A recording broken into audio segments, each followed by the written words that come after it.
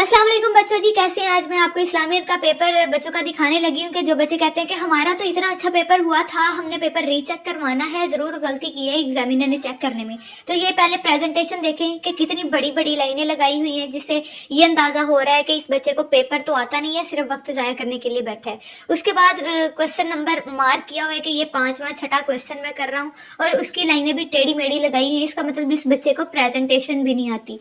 हर जगह पर ये सेम मिस्टेक की है, हर जगह पर इतनी लंबी लंबी लाइनें लगाई हैं, जबकि एक छोटी सी दरमियान में लाइन काफ़ी थी। उसके बाद दूसरा पार्ट शुरू किया है, तो फिर एक चीज़ लिखी, सदोइम लिखा है, फिर लंबी लाइन, सवाल नंबर 3 लिखा है, फिर लंबी लाइन। तो इतनी लंबी लंबी लाइनें जो है वो एक बहुत ही गंदा इंप्रेशन डालती हैं, जिससे एग्जामिनर को गुस्सा भी आता है और ये बच्चे का पेपर राइटिंग भी चेक करें, क्या ये बच्चा ऐसा है कि इसको रीचेक करना चाहिए अपना पेपर। उसके बाद ये दूसरा पेपर चेक करें कि इसकी प्रेजेंटेशन तो है ही ज़ीरो।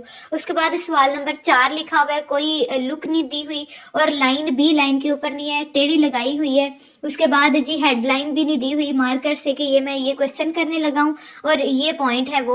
और क्वेश्चन नंबर 5 भी टेढ़ा मेढ़ा लिखा हुआ है, 8 भी 7 भी, और लाइनें भी लाइन के ऊपर नहीं है। चलो जी, लाइन के ऊपर नहीं आपने लगानी तो कम से कम आप सीधी तो लगाए ना, लाइन वो भी सीधी नहीं है।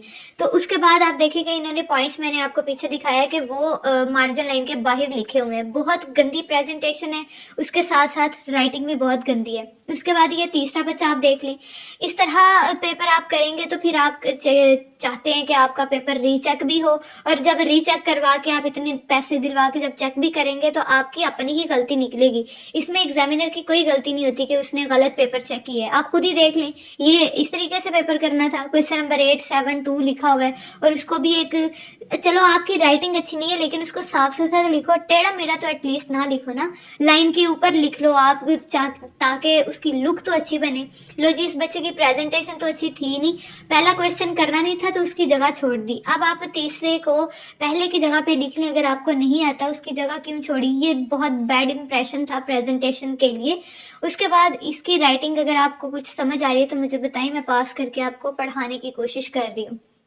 कुछ भी समझ आ रही है कि पेपर में क्या लिखा हुआ है, इसको भी मैंने छोड़ दिया। अब ये बच्चे की प्रेजेंटेशन देखें कि राइटिंग इतनी कमाल की नहीं है, लेकिन उसने अपनी तरफ से प्रेजेंटेशन अच्छी मतलब की हुई है, और दिख भी रहा है। कम से कम लफ्ज़ जो है वो अलग-अलग लिखे हुए हैं, प्रेजेंटेशन अच्छी दी हुई है, लाइंस जो हैं वो लाइन के ऊपर लगाई हुई हैं, डबल लाइन, मार्जिन लाइन, हर चीज़ का ख्याल रखा है। अगर देखा जाए तो इन्होंने पॉइंट्स भी मार्जिन लाइन के अंदर ही बनाए हुए हैं। ये यहाँ पर देखें जो दूसरा पॉइंट है। उसके बाद देखें, छोटी सी इतनी सी लाइन लगानी थी। उसके बाद जो पहला आपको बच्चा मैंने दिखाया था उसने कितनी लंबी लंबी लाइनें लगाई हुई थी। हर क्वेश्चन सीक्वेंस से किया हुआ है। अगर आपने देखा हो कि पहला, दूसरा, तीसरा, ये पता चल जाता है कि ये टॉपर बच्चा है कि सीक्वेंस से पेपर कर रहा है, इसका मतलब इसको सारा आता है। ये मैंने अपनी पिछली वीडियो में बता दिया आपको। देखें सारे क्वेश्चंस उसने कितने नीट एंड क्लीन किए हुए हैं। बेशक उसकी राइटिंग अच्छी नहीं है, लेकिन उसने बहुत ही अच्छे तरीके से प्रेजेंट किया हुआ है पेपर, ठीक है।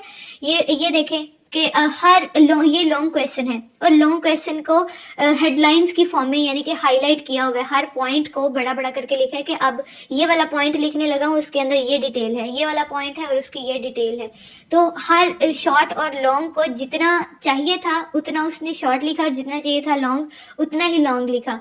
और अब ये दूसरा बच्चा है, इसकी प्रेजेंटेशन भी देखें बहुत अच्छी है, राइटिंग अच्छी नहीं है, लेकिन इसने थोड़ी सी यूनिकनेस की है, मुझे बहुत अच्छी लगी है। सवाल नंबर 2 जो जैसे लिखा हुआ है बहुत अच्छा लिखा हुआ है। उसके बाद देखें इसने थोड़ी सी मिस्टेक की है कि मलाइका का तारुफ साइड पे लिखते हैं, क्योंकि बाकी भी सारे जो हाईलाइट की हुई हैं डेफिनेशंस वो साइड पे की हैं। कुछ दरमियान में लिखी हुई हैं, कुछ साइड पर मार्जिन लाइन के साथ, तो वो थोड़ी सी ध्यान करने की ज़रूरत है। बाकी बहुत अच्छी प्रेजेंटेशन है, ये इतनी काबिल गौर बात नहीं है। बाकी ये देखें पॉइंट्स किस तरीके से थोड़ा सा यूनिकनेस से किए हैं। 1 2 3 नहीं लिखा, इन्होंने एरोज लगाए हुए हैं। बहुत अच्छी प्रेजेंटेशन है, यूनिक भी है, अट्रैक्टिव भी है। राइटिंग मेरे हिसाब से इतनी अच्छी नहीं है, लेकिन प्रेजेंटेशन थोड़ी यूनिक और बहुत अच्छी लगी है मुझे। आप ये जो मैंने अभी 2 पेपर दिखाए हैं, आप इनको फॉलो कर सकते हैं कि अपने इस्लामिक का पेपर इस तरीके से दें। इनकी भी प्रेजेंटेशन अच्छी है, इन्होंने प्रेजेंटेशन पे बहुत तवज्जो दी हुई है। आप 20 तरीके की प्रेजेंटेशन दें, जैसे मैंने लास्ट पे आपको 3 पेपर दिखाए हैं, इनमें से किसी भी तरह आप अपने पेपर इस्लामिक को सॉल्व करें।